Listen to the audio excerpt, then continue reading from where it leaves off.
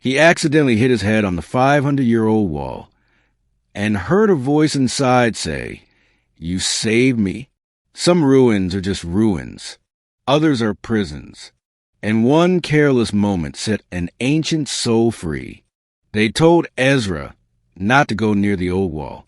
It was a 500-year-old structure built into the cliffside above the village of Corthmore, covered in ivy and long-forgotten carvings. No one really knew who built it, just that it predated everything else in the region and gave off an uneasy feeling. "The wall is cursed," old Mirror at the bakery said. "It swallows anyone who touches it," warned the shepherd's boy. Ezra, a young archaeology student home for the summer, didn't believe in curses. He believed in stone, soil layers, and carbon dating. So when he found himself standing before the moss-covered stones one afternoon, journal in hand and the sun sinking behind him, he ignored the warnings. "This is just stone," he muttered, stepping closer. He ran his hand across the cool surface, marveling at the ancient inscriptions. Strange script curled along the base, worn and half-hidden beneath roots.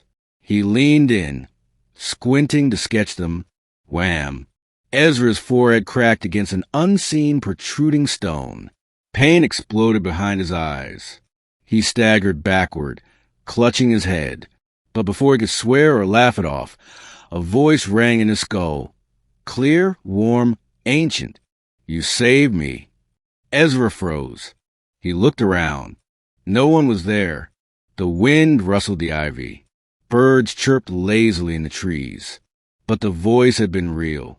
Not heard with ears, fell in the center of his mind. "Hello," he whispered. "You heard me. After all this time, you heard me."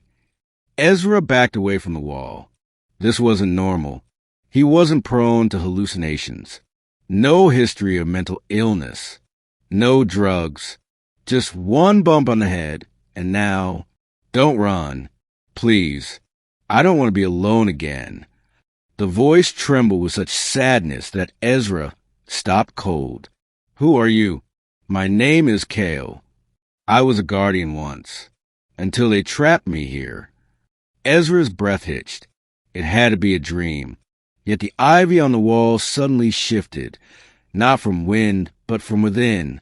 And the ancient runes he couldn't read moments ago began to glow faintly, illuminating a circular seal at the center. A prison. 5 centuries. "I've waited for someone with the sight to pass by." You saw the glyphs. You felt the wall.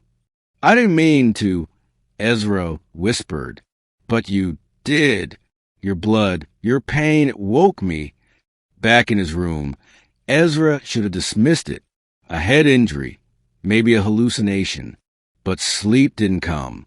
Not because of fear, but curiosity. He returned the next morning with gloves, tools, and his grandfather's old journal. The journal, passed down through generations, contained notes on forgotten ruins, many of which had never been found. And there on page 73 was a sketch, a circle with 6 sigils, matching the ones now glowing on the wall. Under it, scrawled in shaky handwriting, "Bound Guardian, Dangerous, Mercy or Madness." Ezra returned to the wall. Kale greeted him before he could speak. "You carry a scholar's blood. I feel it. What are you?" Ezra asked. "A ghost? A god?" "Neither. I was a guardian of this land, a being of will and stone. They called us Titans once. We protected your kind." "Protected? From what?" "From ourselves. But your ancestors feared power they could not control. So they sealed me in stone and silence." Ezra swallowed. "Why me?" "Because you listened."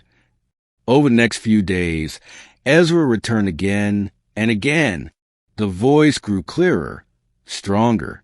Kale shared memories, visions of lush forests, lost kingdoms, battles fought with thunder and flame. Ezra recorded them all, and slowly he pieced it together. Kale had been one of 6 guardians, protectors of ancient Corthmore. But when a power struggle among the kingdoms broke out, the rulers turned on their protectors. Fearing rebellion, they entombed the titans within the elements: stone, fire, water, wind, light, and shadow. Ezra had stumbled upon the stone guardian's prison. The blood from his forehead, human blood of a descendant from the original sealers, had partially broken the barrier. Finish the unbinding, Kale pleaded, and I will return, not as destroyer, but as keeper again. Ezra didn't know what to do. If he freed Kale was a mistake, but the sadness in the guardian's voice lingered in his heart. So one evening, under a silver moon, Ezra traced the last sigil with his finger and whispered the unlocking word Kale had taught him: Drosmer.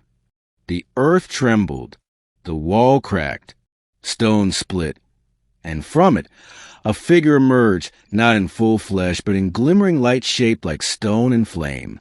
A colossal being formed of ancient earth, half transparent but alive. Ezra stumbled back. Kale? The guardian knelt before him, enormous and radiant. You did not free a monster, Kale said softly. You freed a friend.